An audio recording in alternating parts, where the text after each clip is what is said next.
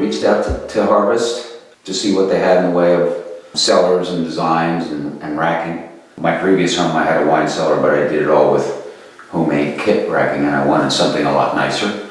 And then I talked to Tim. I sent him the dimensions of the room, and that's kind of where he got started. And he sent me some concept drawings, kind of looked back and forth between different rack suppliers, and settled on this one because it was in the right price range for me and good looking materials of construction.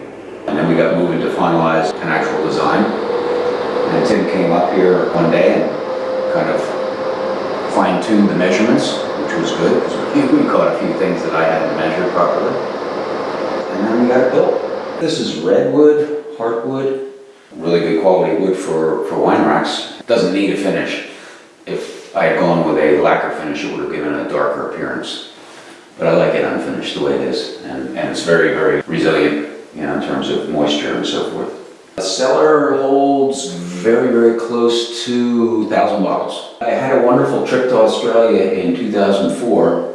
I spent 12 days there, and I only had to work.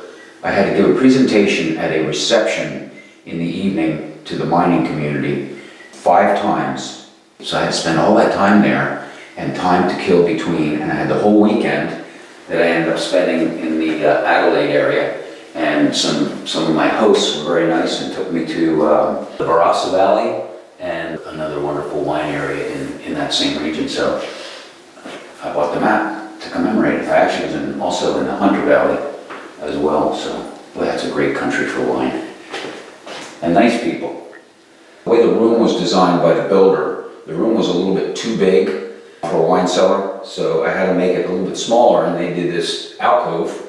And so then I worked with Tim to figure out, what would work there, because it's not ideal necessarily for racks. So we decided to do this sort of a desk, place to keep my different records on wine and notes and stuff, and place to store containers and so forth. It'll be a nice little tasting area. Probably will end up storing some of my scotch in here as well, because I'm a single malt scotch guy. So this company online called winelabels.com. And they make custom labels, and they're nice little brass labels with adhesive on the back.